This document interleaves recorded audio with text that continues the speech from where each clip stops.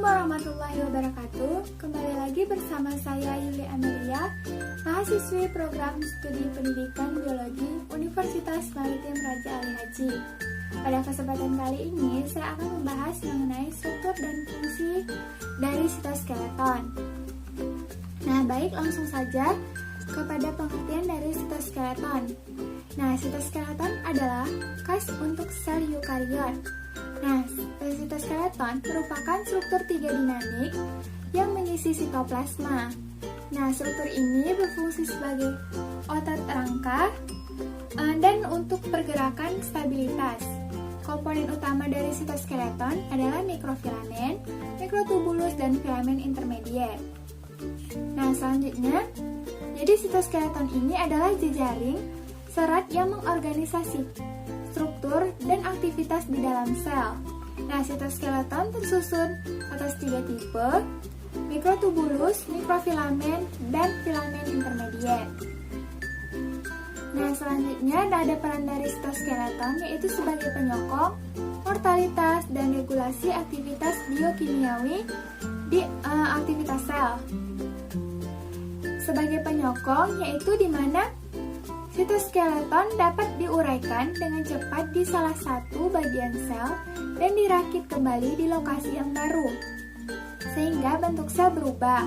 Kemudian mortalitas di sini seperti pergerakan sel yang memiliki silia dan flagella, kontraksi pada sel-sel otot, vesikel yang mengandung molekul neurotransmitter yang berimigrasi ke ujung akson, kemudian vesikel yang bertunas dan lepas dari retikulum endoplasma yang bergerak ke Golgi di sepanjang jalur sitoskeleton, dan lain sebagainya. Kemudian regulasi aktivitas biokimiawi antar sel.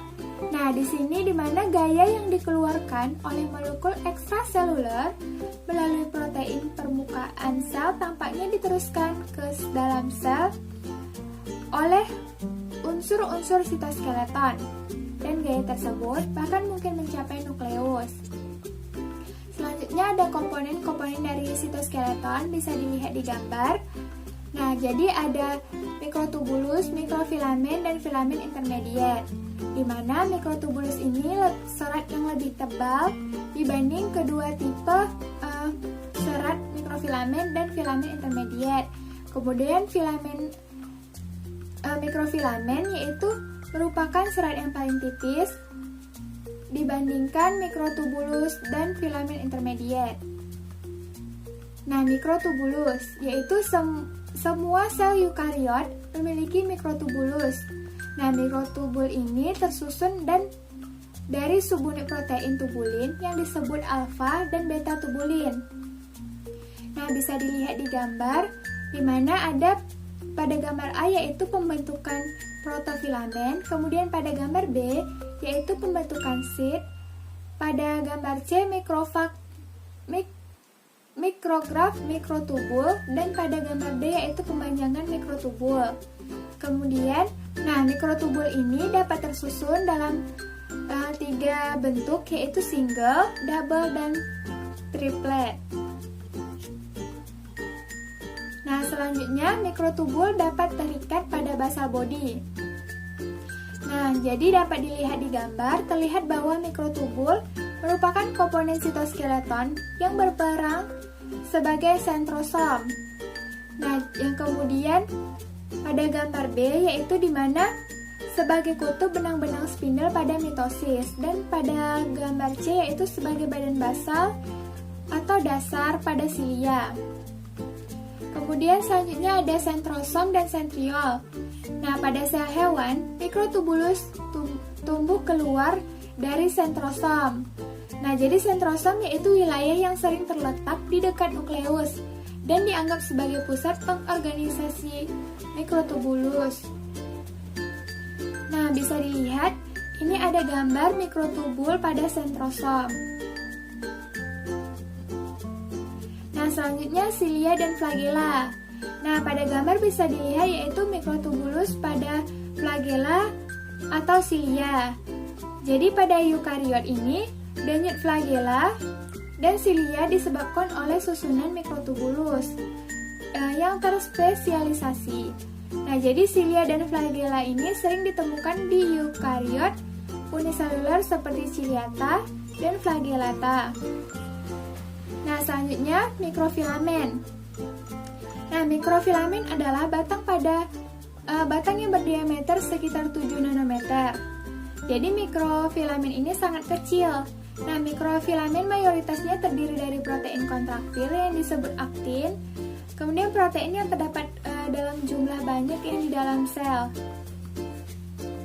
Nah, jadi penggabungan mikrofilamen dengan protein miosin berguna untuk kontraksi di otot.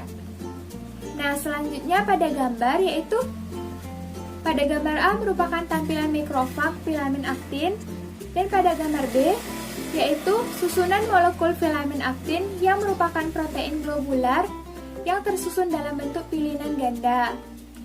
Nah, filamen aktin pertama kali ditemui di otot rangka. Nah, di mana aktin filamen meluncur sepanjang filamen protein lain yang disebut miosin.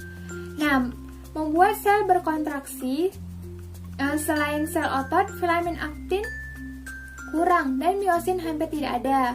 Nah, jadi filamen aktin dibuat dari protein aktin yang identik menjadi rantai spinal yang panjang.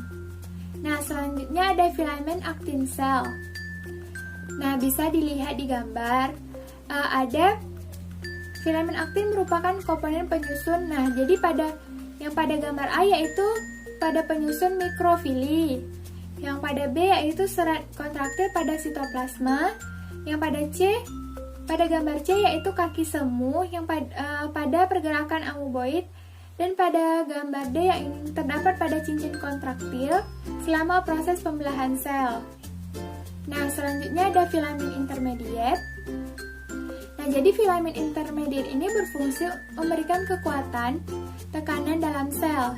Nah, ada beberapa tipe dari filamen intermediate yang masing-masing dibangun oleh satu protein atau lebih. Nah, jadi filamen intermediate ini memiliki panjang yang bervariasi. Jadi, struktur filamen intermediate ini terdiri atas protein alfa helix berserat seperti tali atau kabel berpilin dan tersusun berupa dimer termater. Nah, memiliki sifat dinamis yang paling rendah dibanding dua lainnya. Nah, pada gambar di sebelah sini yaitu filamen intermediate dengan komponen penyusun di gambar A. Selanjutnya pada gambar B yaitu contoh dari filamen intermediate pada sambungan antar sel. Nah, baiklah, itu tadi pemaparan materi dari saya mengenai struktur dan fungsi dari sitoskeleton. Semoga materi yang saya jelaskan bermanfaat bagi kita semua. Nah, baiklah, saya akhiri dengan wabillahi taufiq wa hidayah. Wassalamualaikum warahmatullahi wabarakatuh.